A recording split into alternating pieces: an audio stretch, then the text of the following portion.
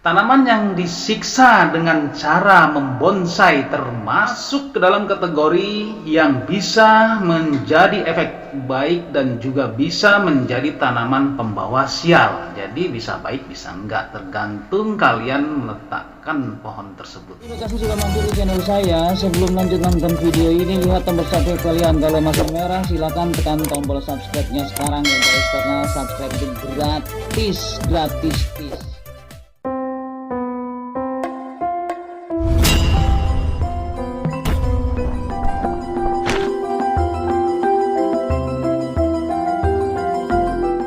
Assalamualaikum warahmatullahi wabarakatuh.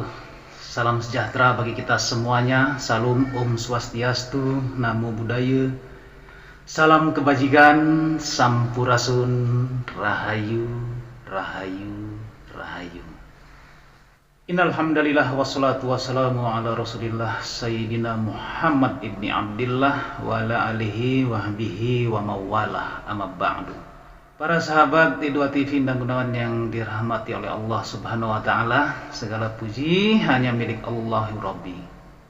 Allah yang telah memberikan beribu-ribu nikmat iman, nikmat Islam, yang terpenting itu adalah nikmat sehat wal afiat, hingga kita bisa ketemu lagi di video kali ini. Mudah-mudahan kalian semua insya Allah diberkahi oleh Allah Subhanahu wa ta'ala. Amin ya rabbal alamin.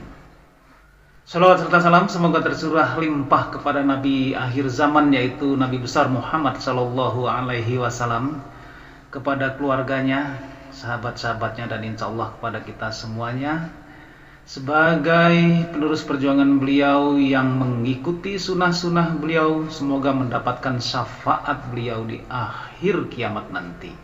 Sebelum kalian melanjutkan menonton video ini, alangkah baiknya kalian periksa dulu tombol subscribe kalian. Kalau masih merah silahkan tekan tombol subscribe-nya dan tekan tombol loncengnya, pilih untuk semua, supaya kalian nanti mendapatkan informasi atau notifikasi untuk video-video berikutnya. Di like, di komen-komen, kalau yang baik diaminkan. Semoga apa yang kalian lakukan mendapatkan amal baik dari Allah Subhanahu wa taala. Dan jangan di skip-skip ya, supaya bisa memahami apa yang kami informasikan di sini. Seperti yang kita ketahui bahwa tumbuhan yang Allah ciptakan itu semuanya bermanfaat, baik dalam kehidupan manusia, hewan, dan lainnya, atau untuk tumbuhan itu sendiri. Banyak orang yang menanam tumbuhan-tumbuhan di halaman rumahnya dengan harapan bisa mendapatkan keindahan dari tanaman-tanaman tersebut. Namun yang perlu kita ketahui, Allah menciptakan tumbuhan itu merupakan kebutuhan makhluknya dan baik untuk semuanya, serta merupakan rezeki buat makhluk hidup. Namun tidak semua tanaman baik untuk manusia. Ada tanaman baik yang untuk hewan namun tidak baik untuk manusia. Seperti kita ambil contoh rumput. Tentunya manusia tidak akan mau memakan rumput, tapi hanyalah binatang yang mau memakan rumput tersebut. Ada juga tanaman yang baik untuk manusia dan hewan, contohnya pisang. Apalagi hewan yang suka manjat-manjat pohon itu paling suka memakan buah pisang. Ada beberapa jenis tanaman dipercaya sebagai tanaman pembawa sial. Istilah pembawa sial di sini karena jenis dan letak tanaman tersebut yang tidak sesuai dengan estetika atau kepantasan menanam pohon. Karena ada beberapa jenis pohon yang memancarkan energi negatif dan banyak juga pohon yang memancarkan energi positif. Kita ambil contoh seperti ini, mengapa menanam pisang dan bambu tidak baik di depan rumah. Saya yakin teman-teman semuanya sudah paham mengapa tidak baik ditanam di depan rumah, karena menimbulkan kesan kumuh dan kotor. Lingkungan yang kumuh dan kotor akan disukai oleh makhluk halus yang jahat. Apabila lingkungan itu kotor, kumuh, itu malaikat rahmat atau malaikat pembawa rezeki tidak mau masuk ke rumah. Tapi kalau malaikat pencabut nyawa, apapun kondisinya dia akan masuk. Apalagi yang kumuh, sebel banget dah dia. Itulah sebabnya mengapa orang yang menanam pohon yang dianggap membawa sial, yang mengakibatkan kotor dan kumuh, menjadi seret rezeki pemilik rumahnya. Karena apa? Pikiran ruwet dan mudah putus asa. Ya karena lingkungan sendiri kumuh.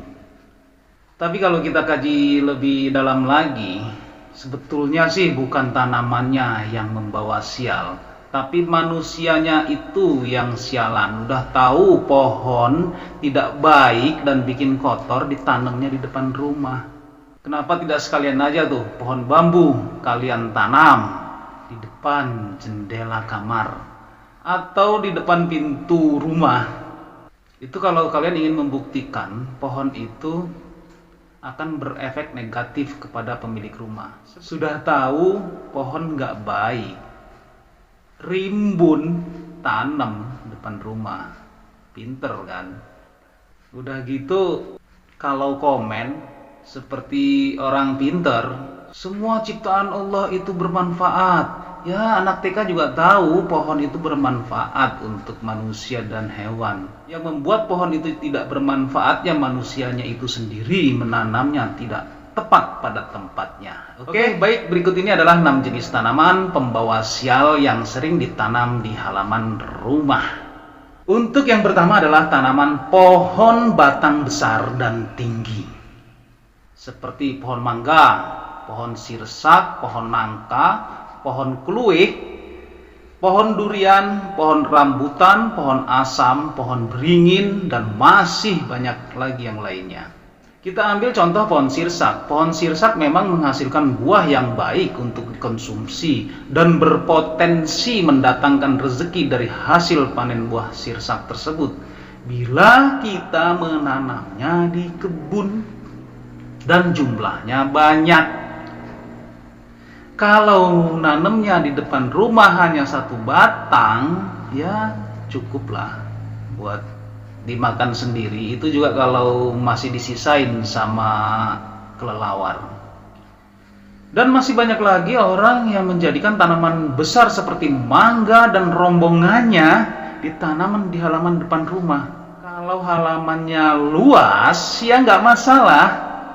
Bila menanam pohon mangga atau pohon jenis batang besar di halaman perumahan sederhana atau di RSSS, rumah susah selonjor, sudah halamannya sempit, kabel listriknya bergelantungan kayak jemuran, bisa bayangkan kalau pohon besar kita tanam di depan rumah kita. Itu bisa sangat membahayakan teman-teman semuanya. Bisa kena kabel listriknya jadi rusak, terkelupas. Dan setrumnya itu akan nempel di pohon tersebut sehingga akan terjadi konsleting. Kalau nggak ada orang di bawahnya atau di dekat pohon itu, nggak masalah. Tapi kalau pada saat musim hujan, pohon itu pasti akan dialiri oleh listrik. Itulah sebabnya pohon besar itu tidak disarankan ditanam di depan rumah. Untuk PLN pasti sangat setuju dengan pendapat saya ini. Pohon jenis yang besar bisa membuat kotor dari daunnya yang berjatuhan sehingga akan menimbulkan kesan kumuh. Pohon yang bisa menyebabkan kesan kumuh dan kotor menurut primbon Jawa akan disenangi atau ditempati para makhluk halus yang jahat atau jin jahat. Jin jahat yang tinggal di pohon besar dan tinggi yang ada dekat rumah akan terus menggoda pemilik rumah tersebut yang dapat menyebabkan perselisihan dalam rumah tangga dan rezeki pun menjadi seret. Seperti yang saya jelaskan di atas tadi, kenapa jadi seret rezekinya. Nah, jika kalian ingin menanam pohon jenis besar, sebaiknya ditanam di belakang rumah yang agak jauhan dikit dan berdekatan dengan sumber mata air supaya pohon tersebut dapat tumbuh subur, dapat menghasilkan buah yang banyak, otomatis rezekinya akan berlimpah. Apalagi kalian menanam pohon mangga 1000 batang, yakin 100% saya yakin-yakinnya kalian pasti kaya. Nah, yang kedua adalah tanaman pedas atau panas. Apa saja sih tanaman pedas? Tanaman pedas atau panas seperti merica dan cabai. Merica atau cabai ini memiliki rasa yang sangat pedas, dan apabila kalian menanam cabai di depan rumah dapat dimaknai keadaan rumah kalian akan menjadi panas dan sering terjadi pertengkaran dalam rumah tangga karena efek panas dan energi negatif yang terpancar oleh pohon-pohon tersebut. Jadi bagi kalian yang ingin menanam pohon merica atau cabai, sebaiknya tidak di depan rumah. Tanamlah merica di kebun seluas 10 hektar atau di pekarangan belakang rumah, supaya hasilnya juga banyak dan dapat menambah rezeki yang berlimpah. Kalau menanamnya depan rumah, ya hanya cukup buat diri sendiri saja. Kemudian yang ketiga adalah tanaman yang merambat. Tanaman merambat adalah tanaman yang biasanya paling banyak digunakan di area luar ruangan seperti sirih hijau, sirih merah, sirih gading, binahong hijau atau binahong merah. Hindari menanam seperti sirih gading, dapat menyerap energi positif dan negatif sekaligus. Efeknya menyebabkan ketidakseimbangan energi di dalam rumah. Kecuali sirih gading emas yang efektif untuk membersihkan udara dalam ruangan. Jika kalian memiliki tanaman merambat di luar rumah, sebaiknya melakukan perawatan secara rutin atau memotongnya saat tumbuh lebat sehingga tidak menutupi permukaan rumah. Pada saat tanaman merambat tumbuh terlalu besar dan rimbun, tanaman tersebut bisa menghalangi energi positif yang akan mengalir ke ruangan rumah. Dan yang perlu kalian perhatikan, tanaman yang merambat itu paling disukai oleh makhluk sebenarnya, ya, bukan makhluk halus. Seperti contohnya ular. Ular akan senang merambat di pohon yang merambat. Itu sangat membahayakan bagi penghuninya atau orang lain. Yang keempat adalah tanaman yang dikerdilkan atau bonsai. Tanaman yang disiksa dengan cara membonsai termasuk ke dalam kategori yang bisa menjadi efek baik dan juga bisa menjadi tanaman pembawa sial. Jadi bisa baik bisa enggak, tergantung kalian meletakkan pohon tersebut. Tanaman bonsai dianggap sebagai tanaman pembawa sial karena merupakan simbol sebuah tanaman yang tersendat pertumbuhannya karena harus dikungkum, disiksa secara terus-menerus, diikat, dibengkokin, disemprot obat supaya kerdil sesuai keinginan kita. Pohon yang harusnya tumbuh besar dan subur dan bebas tanpa adanya siksaan, itu akan berefek kurang baik terhadap lingkungan sekitar rumah.